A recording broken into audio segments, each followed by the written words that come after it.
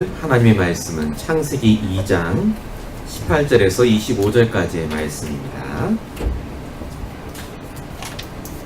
저와 여러분의 앞으로 일주일 동안 응답하실 하나님의 언약의 말씀은 창세기 2장 18절에서 25절까지의 말씀입니다. 찾으신 줄 믿고 제가 말씀을 봉독하도록 하겠습니다. 여호와 하나님이 이르시되 사람이 혼자 사는 것이 좋지 아니하니 내가 그를 위하여 돕는 배필을 지으리라 하시니라. 여호와 하나님이 흙으로 각종 들짐과 공중의 각종 새를 지으시고 아담이 무엇이라고 부르나 보시려고 그것들을 그에게로 이끌어 가시니 아담이 각 샘물을 부르는 것이 곧 그 이름이 되었더라. 아담이 모든 가축과 공중의 새와 들의 모든 짐승에게 이름을 주니라. 아담이 돕는 배필이 없으므로 여호와 하나님이 아담을 깊이 잠들게 하시니 잠들매 그가 그 갈빗대 하나를 취하고 살로 대신 채우시고 여호와 하나님이 아담에게서 취하신 그 갈빗대로 여자를 만드시니 그를 아담에게로 이끌어 오시니 아담이 이르되 이는 내 뼈 중에 뼈요 살 중에 살이라. 이것을 남자에게서 취하였은즉 여자라 부르리라 하니라. 이러므로 남자가 부모를 떠나 그의 아내와 합하여 둘이 한 몸을 이룰지로다. 아담과 그의 아내 두 사람이 벌거벗었으나 부끄러워하지 아니하니라. 아멘. 오늘 아담하와가 만들어지는 이 본문을 통해서 응답받을 제목은요, 회복해야 할 가정의 축복입니다. 특별히 5월달에는 이제 가정의 달이라고 보통 저희가 부르는데요, 오늘 말씀을 통해서 특별히 가정과 만남의 축복을 회복하시는 중요한 한 주가 되시길 바랍니다. 복음은 방법이 아니라 모든 것입니다.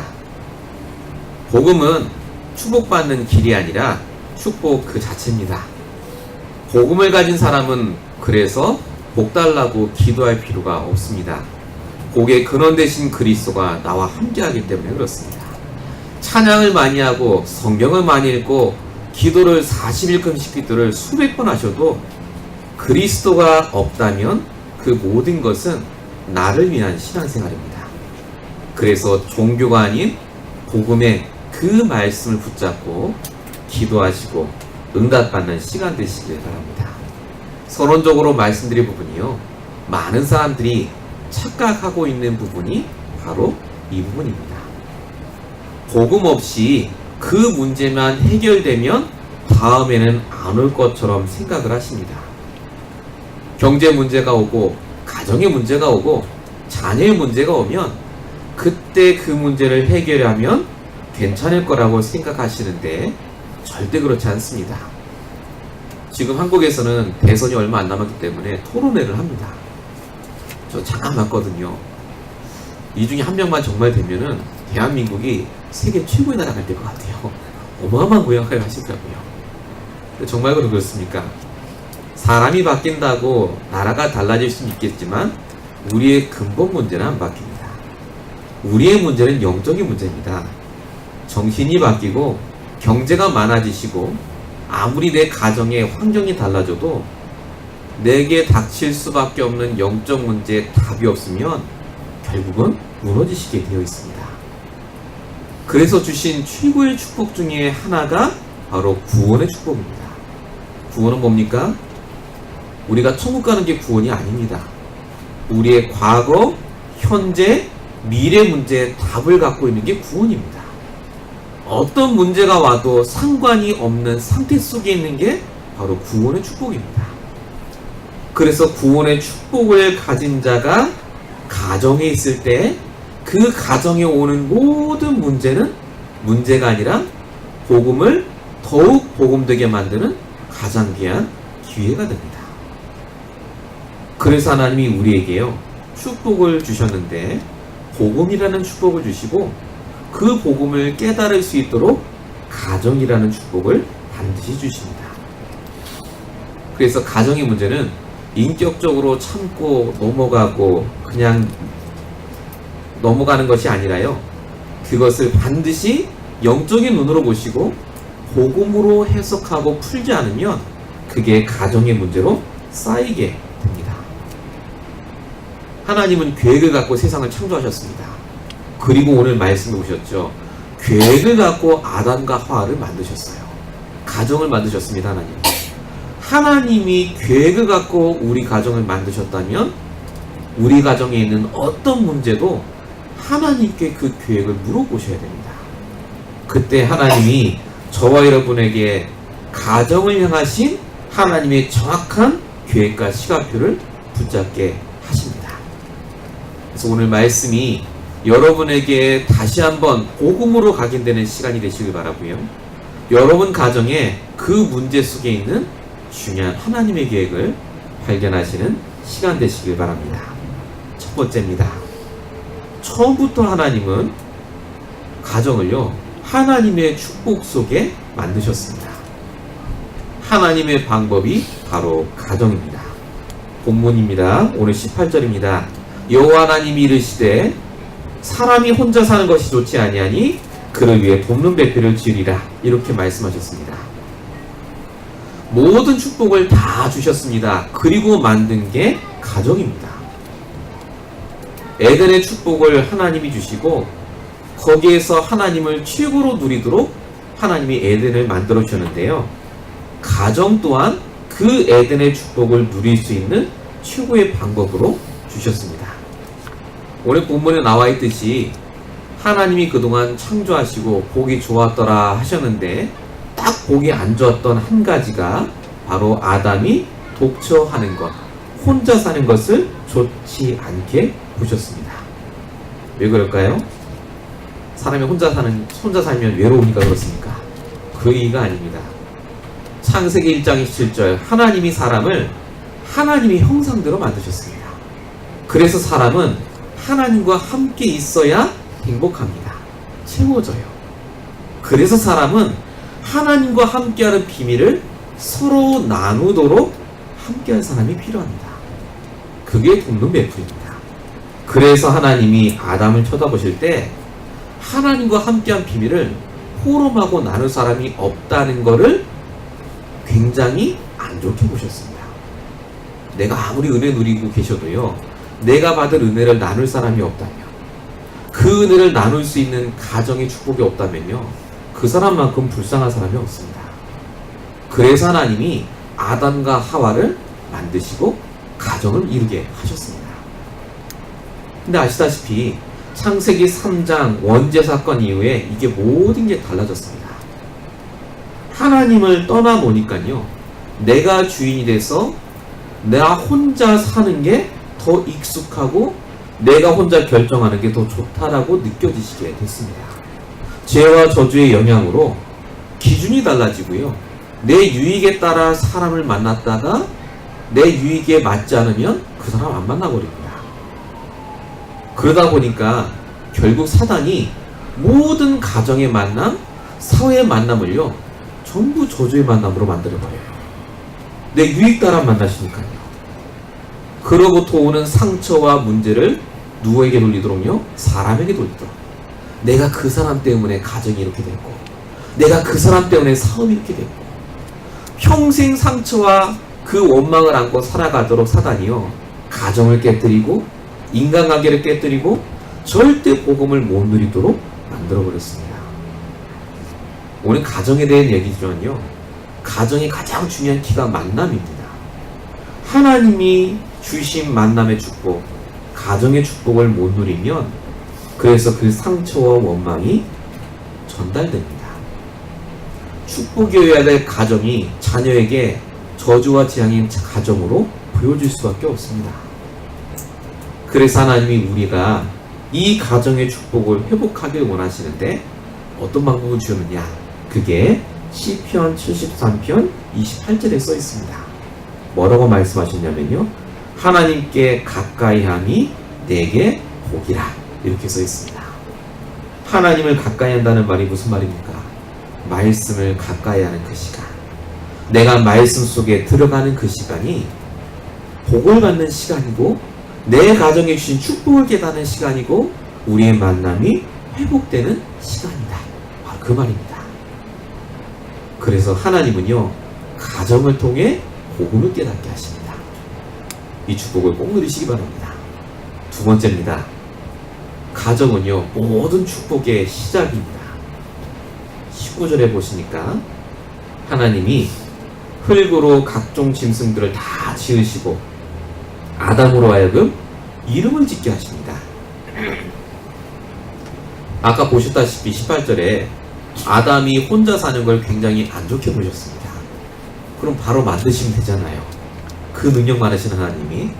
근데 아담이 모든 들짐승들의 이름을 다 지을 때까지 안 만들어주세요.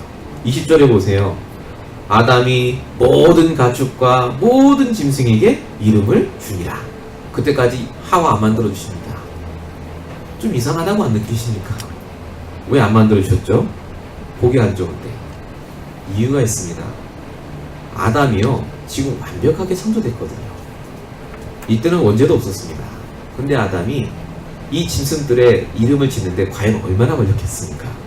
생각해보세요. 들짐승과 모든 식물의 이름을 짓는데 하루 걸렸겠습니까? 어마어마한 시간이 걸렸겠죠. 아담으로 하여금 뭘 깨닫도록요? 아, 내가 돕는 자가 필요하구나. 이 필요성을 깨닫도록 하나님이 놔두신 거예요. 짓도록 하시고. 누가 옆에서 조금만 도와줬다면 아담이 아마 수월하게 더 하지 않았겠습니까? 가정은요, 바로 이 돕는 자의 필요성을 깨닫는 자가 받는 축복의 시작입니다. 자, 돕는 자를 다른 표현으로 제가 말씀드리겠습니다.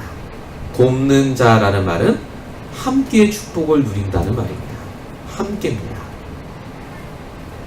하나님과 함께하는 비밀을 누리는 것이 그래서 가정의 축복의 시작입니다. 내가 복음과 함께하는 비밀을 누리는 것이 가족 응답의 시작입니다. 그래서 내가 함께할 때 복음으로 충분한 상태 속에 있게 됩니다.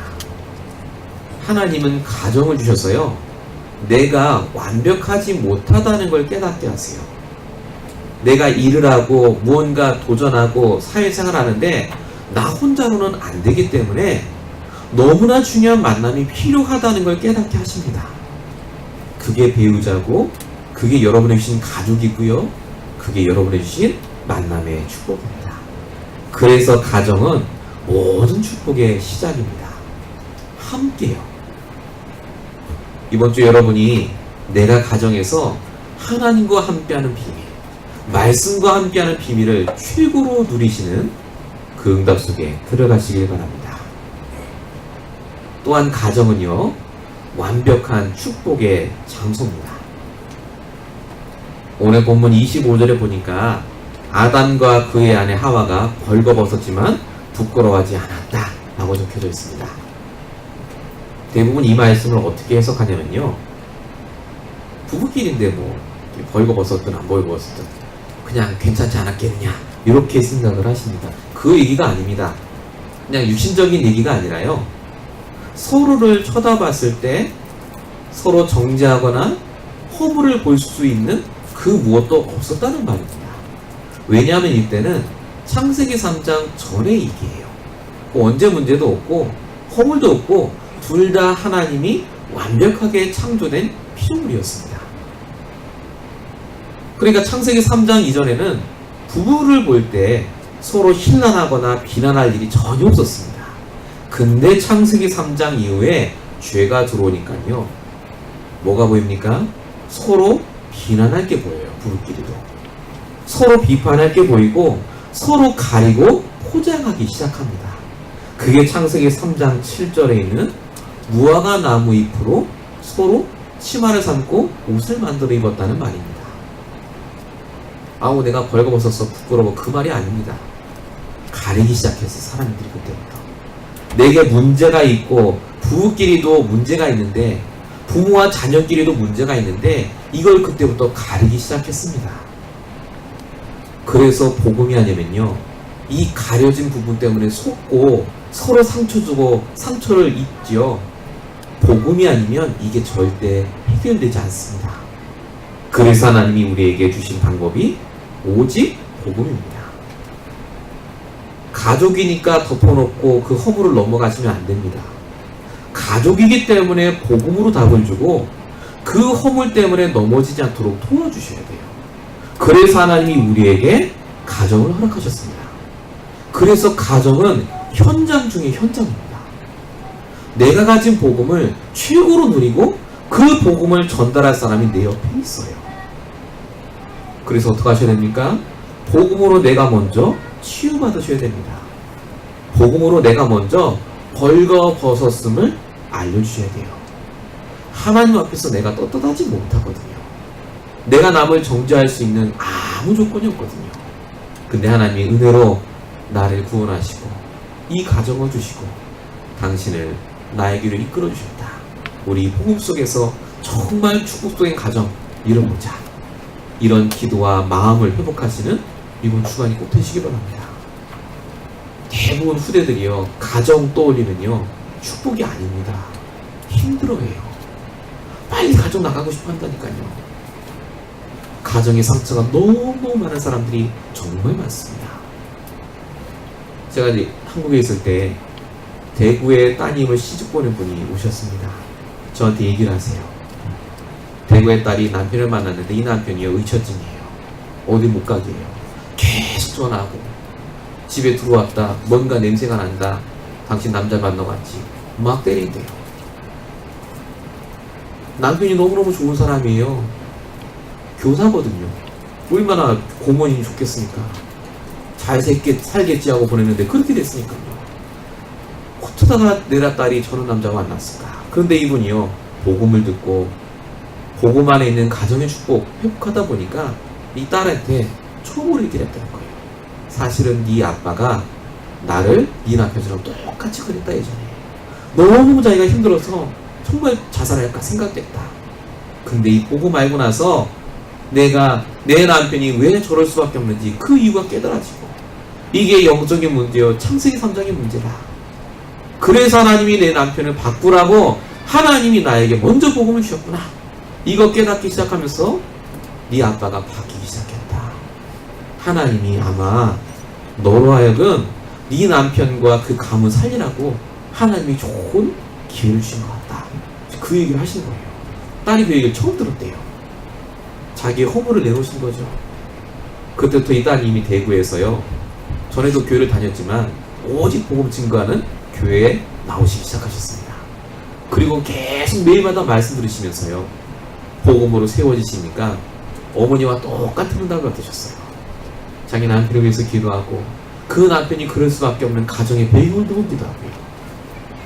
지금은 어떻게 되셨느냐? 남편이 확 바뀌어갖고 돌아가느냐? 그렇진 않습니다. 지금 어떻게 됐냐면요, 그 여자분이 아무 상관이 없게 됐어요. 그러거나 말거나. 남편이 그전보다 많이 증상도 막 약화됐지만요, 더 이상 그게 자기한테 문제가 안 되는 거예요. 나는 그리스도가 있으니까. 하나님이 나에게 가정을, 축복된 가정으로 주셨으니까. 실패한 결혼이 아니라 하나님이 복음 회복할 가정으로 나에게 주셨다. 이게 다 남아 계시니까요. 가정, 그러면요, 이분은 축복의 장소라. LA 지역이요, 수많은 분들이 이 가정의 축복을 놓치고 사십니다. 내가 먼저 이 축복을 회복하시고 전달하시는 축복된 한 주가 되시길 바랍니다. 두 번째입니다. 하나님을 떠난 실패한 가정이 너무나 많습니다. 하나님은 창세전부터 축복된 가정을 주시고 지금도 우리를 이렇게 응답하고 계십니다. 근데 많은 가정이요, 하나님을 떠나 이 축복을 놓치고 살아갑니다. 복음 안에 있지 않고 복음 밖에 이 축복을 놓치고 살면 제일 먼저 오는 증상이 뭐냐면요, 만족이 없게 됩니다. 참 만족이 없어요. 부부끼리도 만족이 없어요. 이게 제가 말씀드리는 게 무슨 권태기를 말씀드리는 게 아닙니다. 그냥 오래 살면 그냥 민숭민숭해지고 그 얘기를 말씀드리는 게 아닙니다. 원래 만족이 없을 수밖에 없는 상태이기 때문에 그걸 육신적인 걸로 채우시게 됩니다. 갈등이 나중에는 어떻게 되냐, 갈증으로 바뀌어요. 그래서 다른 걸 찾아다니고 영적으로 황폐해지고 끊임없이 만족하려고 노력하는데 노력해도 그 만족을 찾지 못하게 됩니다. 그래서 부부간의 문제는요, 영적 상태의 문제입니다. 만족함이 없는 그 영적 상태가 안 바뀌면 아무리 금술이 좋고 아무리 잘하는 것 같아도 결국 서로 만족하지 못하는 부분 때문에 불화가 생길 수밖에 없습니다. 이 문제가 왜 왔다고요? 창세기 1장 2절입니다. 흑암, 혼돈, 공허로 창세 전에 있던 영적 존재 사단이 준 문제입니다. 창세기 3장 5절 아담 하와에게 네가 선악과를 먹으면 하나님처럼 될 수 있다.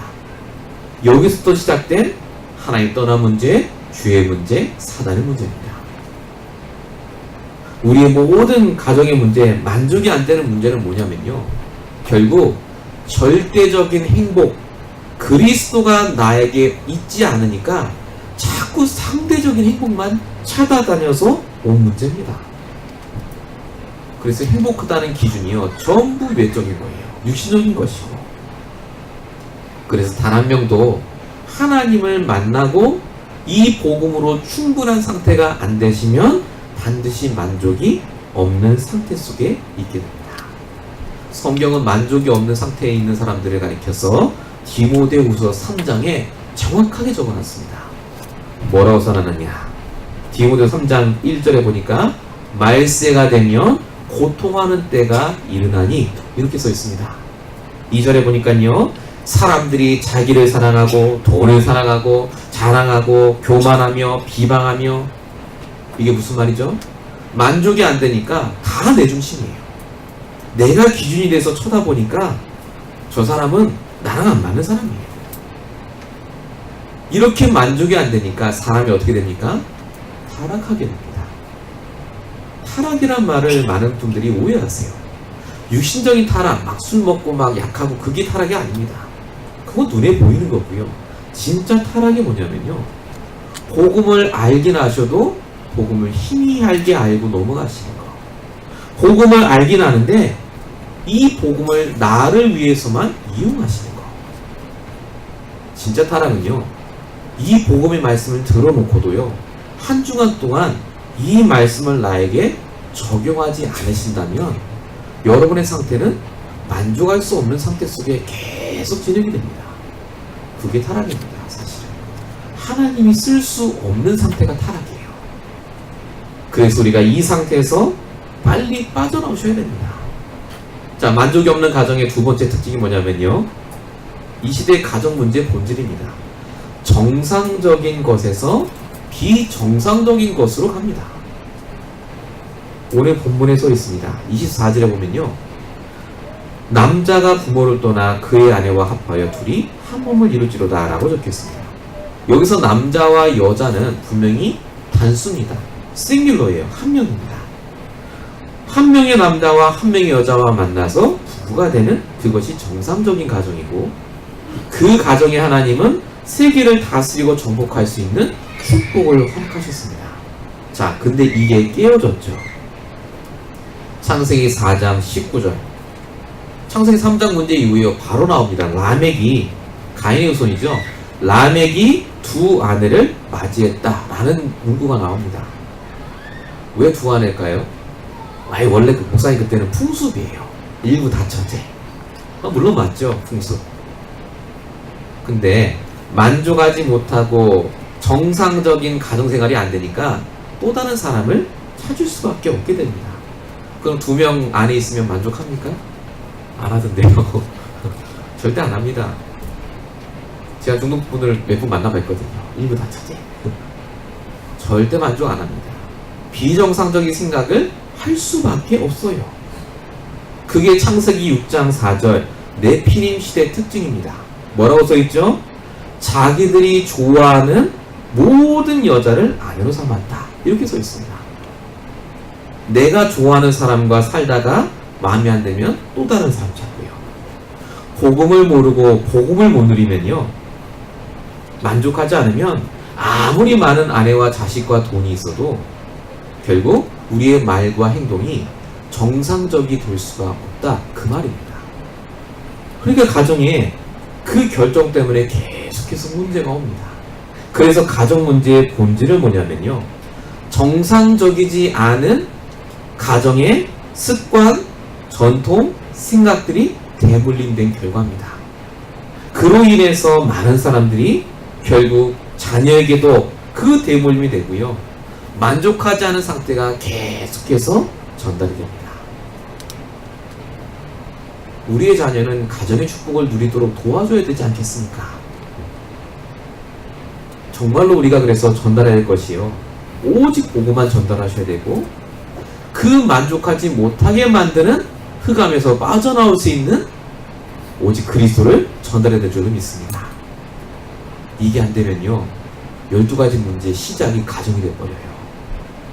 12가지 문제가 뭡니까? 우리가 늘 말하는 12가지 문제. 하나하나 말씀드리겠습니다. 창세기 3장 개인 문제입니다. 개인에게 문제가 생겨요.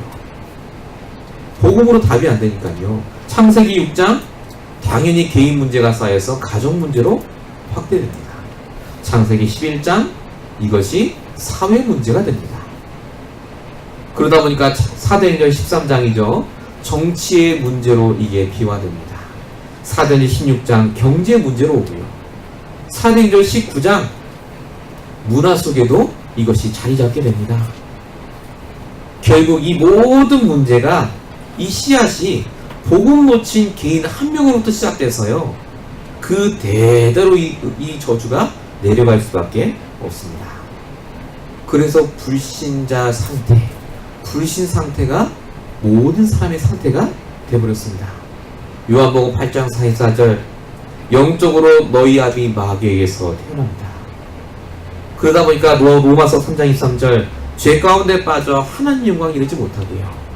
에베소서 2장 1절에 3절 복음 없으니까 세상 풍속을 쫓고 공중권세 잡을 자를 따르고 그런 체질과 성향으로 살아가니까 자동적으로 누가복음 19장에 지옥의 체질과 지옥 가는 방향으로 살 수밖에 없어요. 사는 게 지옥이라 너무 힘들죠. 그러고 끝나는 게 아니죠. 히브리서 9장 17절 결국 심판받는 쪽으로 갑니다. 마태복음 27장 25절 그 모든 재앙과 저주가 그 불신의 상태가 후대와 그 다음 후대와 그 다음 후대까지 전달됩니다. 복음 없는 가정, 답이 없는 가정은요.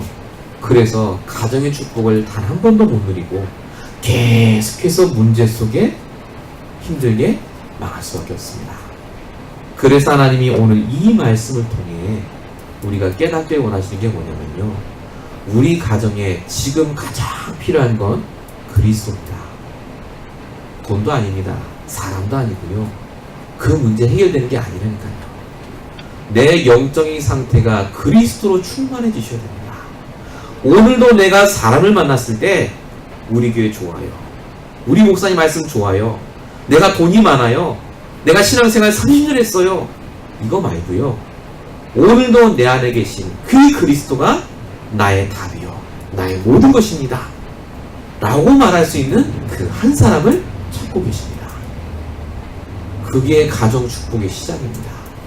그게 만남의 시작이라니까요. 내가 늘 불평하고 힘든데 하나님이 나에게 정말로 좋은 사람 붙여주시겠습니까? 만남을 보면 그래서 그 사람을 압니다. 영적인 게 통하기 때문에 그렇습니다. 이 축복이 회복이 안 되면 우리 후대가 좋은 사람 못 만나요.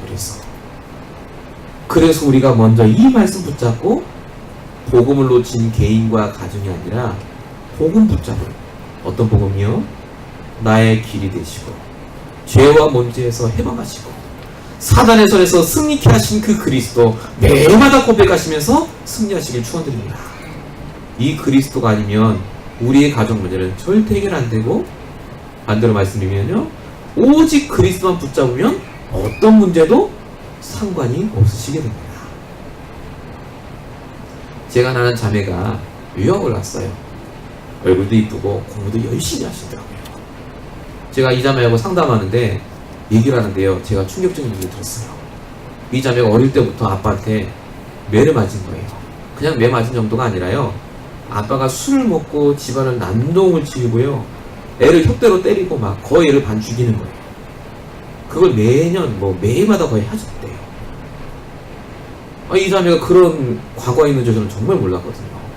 왜 유학을 왔느냐 물어봤더니 그 아빠에게서 벗어나기 위해서 유학을 온 거예요.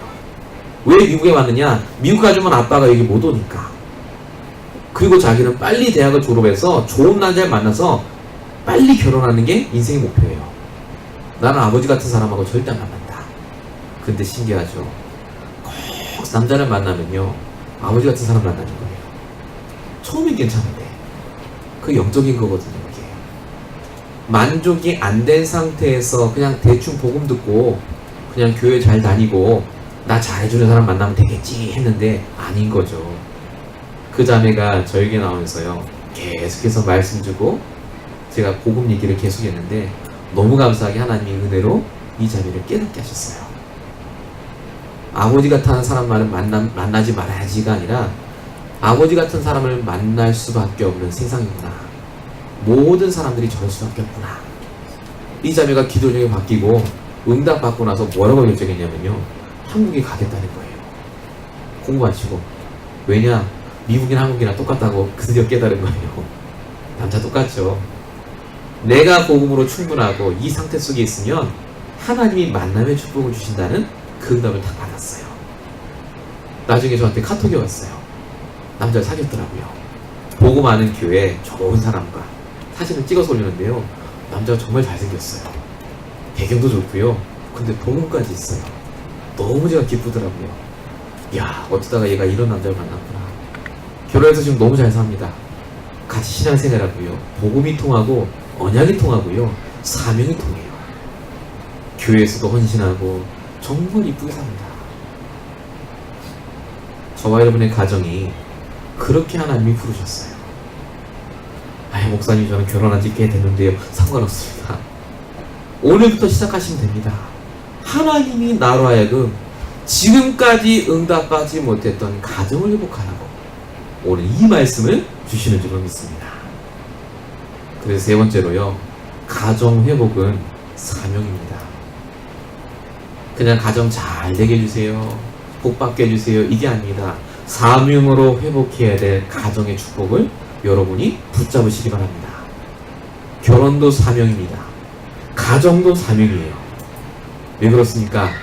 창세기 오늘 본문입니다. 22절 보시면요, 하나님이 아담에게 취하신 갈빗대로 여자를 만드셔서, 그 다음이 중요합니다.